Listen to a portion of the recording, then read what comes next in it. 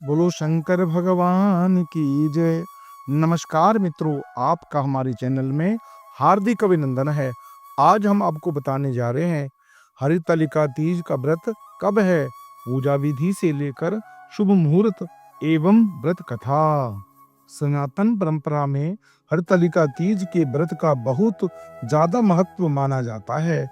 इस व्रत को शादीशुदा औरतें पति की लंबी आयु के लिए, कुमारी कन्या मनचाहा जीवन साथी पाने के लिए करती हैं। यह व्रत हर साल भाद्रपद मास के शुक्ल पक्ष की तृतीय तिथि को रखा जाता है।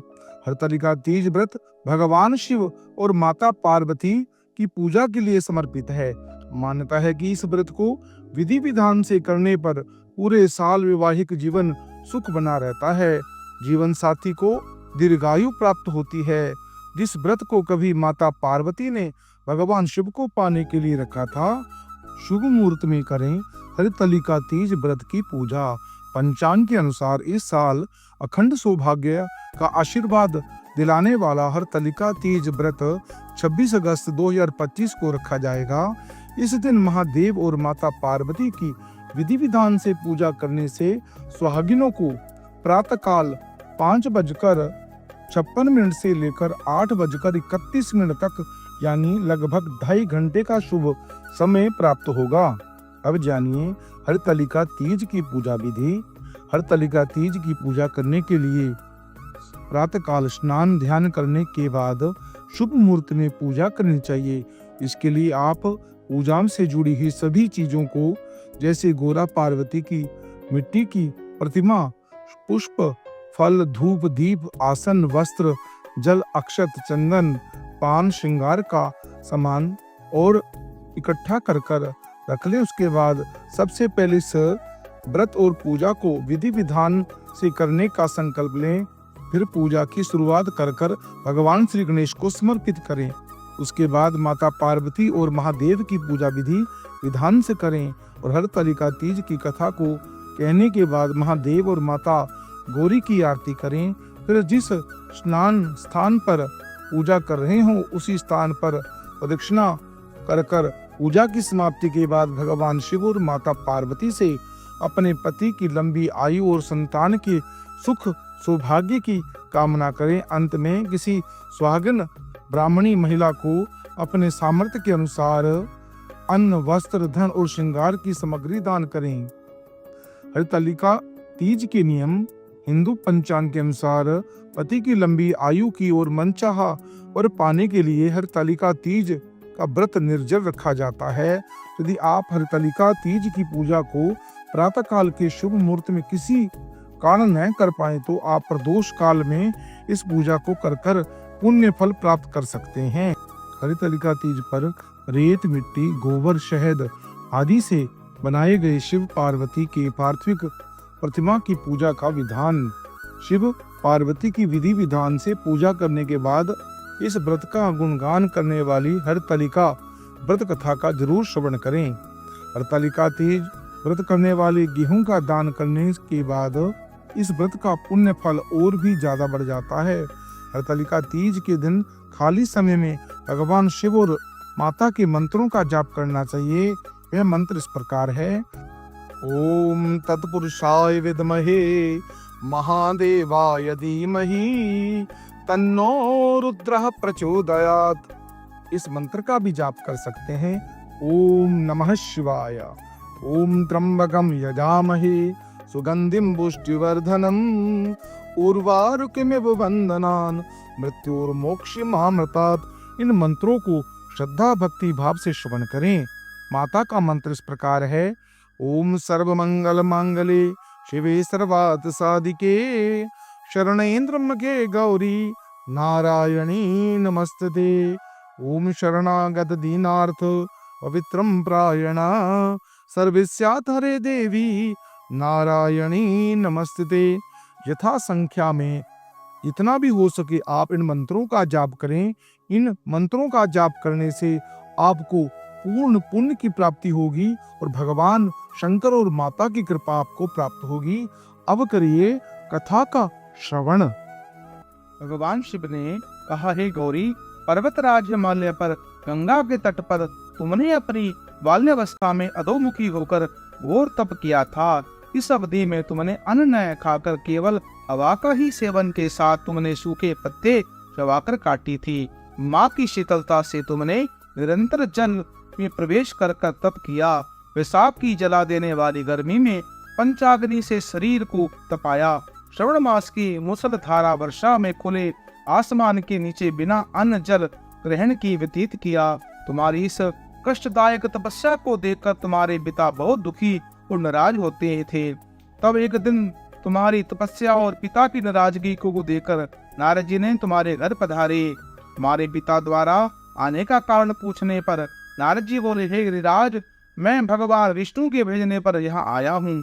आपकी कन्या की घोर तपस्या से प्रसन्न होकर वे उनसे विवाह करना चाहते हैं। इस बारे में आपकी क्या राय, मैं जानना चाहता हूँ। नारद जी की बात सुनकर पर्वतराज अति प्रसन्न के साथ बोले, श्रीमान स्वयं भगवान विष्णु ने मेरी कन्या का वरण करना चाहते हैं तो मुझे क्या आपत्ति हो सकती है। वे तो साक्षात ब्रह्मा है। यह तो हर पिता की इच्छा होती है कि उसकी पुत्री सुख संपदा से युक्त पति के घर की लक्ष्मी बने। नारद जी तुम्हारे पिता की सुकृति पाकर विष्णु जी के पास गए और उन्हें विवाह तय होने का समाचार सुनाया। परंतु जब तुम्हें इस विवाह के बारे में पता चला तो तुम्हारे दुख का ठिकाना ना रहा। तुम्हें इस प्रकार से दुखी देखकर तुम्हारी एक सहेली ने तुम्हारे दुख का कारण पूछने पर तुमने बताया, मैंने सच्चे मन से भगवान शिव का वर्णन किया है, किंतु मेरे पिता ने मेरा विवाह भगवान विष्णु के साथ तय कर दिया है। मैं विचित्र धर्म संकट में हूँ। अब मेरे पास प्राण त्यागने के अलावा कोई और उपाय नहीं बचा। तुम्हारी सखी बहुत ही समझदार थी। उसने प्राण छोड़ने का यह कारण ही क्या है। संकट के समय धैर्य से काम लेना चाहिए।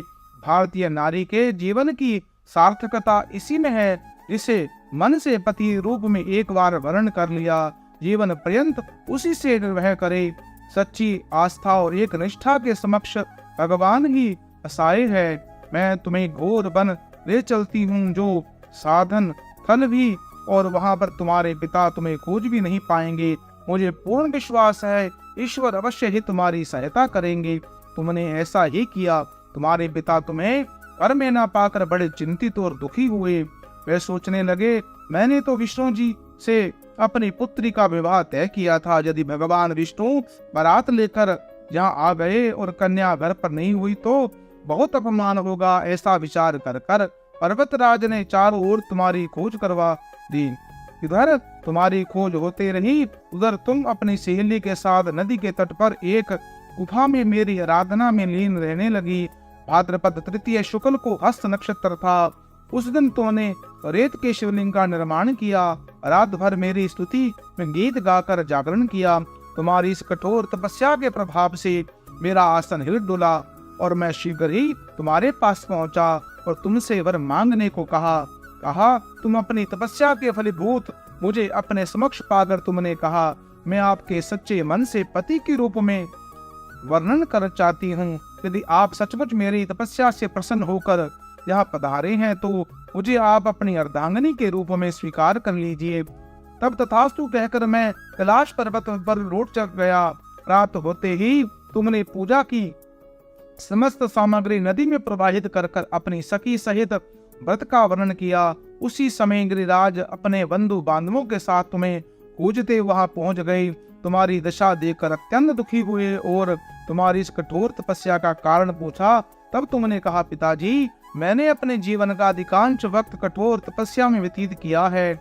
मेरी इस तपस्या के केवल उद्देश्य महादेव को पति के रूप में प्राप्त करना था। आज मैं अपनी तपस्या की कसौटी पर खरी उतर चुकी हूँ, क्योंकि आप मेरा विवाह भगवान विष्णु से करने का निश्चय कर चुके थे। इसलिए मैंने अपने आराध्य की तलाश में घर से चली गई थी। अब मैं आपके साथ घर इसी शर्त पर चलूंगी कि आप मेरा विवाह महादेव के साथ ही करोगे। पर्वतराज ने तुम्हारी इच्छा स्वीकार कर ली, तुम्हें घर वापस ले गए। कुछ समय बाद उन्होंने पूरी विधि विधान के साथ हमारा विवाह करवाया।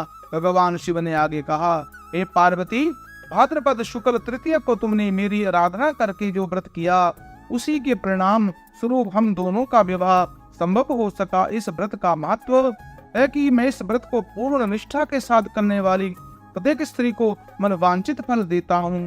भगवान ने माता पार्वती से कहा, इस व्रत से जो भी स्त्री पूर्ण श्रद्धा से करेगी उसे तुम्हारी तरह अचल सुहाग प्राप्त होगा। इस व्रत को हरतालिका तीज कहा जाता है क्योंकि पार्वती की सखी इन्हें पिता और प्रदेश से हर कर जंगल में ले गई। इसलिए हरतालिका हरित अर्थात हरण करना और हरतालिका का व्रत सखी होता है। मित्रों, यह पुण्यदायक व्रत करने से महापुण्य की प्राप्ति होती है, मनोरथ पूर्ण होते हैं, कार्य सिद्ध होते हैं, घर में सुख शांति की लक्ष्मी की वृद्धि होती है। इस कथा को आप अपने इष्ट मित्रों से शेयर करें, पुण्य के भागी बने और इस चैनल को सब्सक्राइब करें और कमेंट बॉक्स में हर हर महादेव जय माता पार्वती अवश्य लिखें।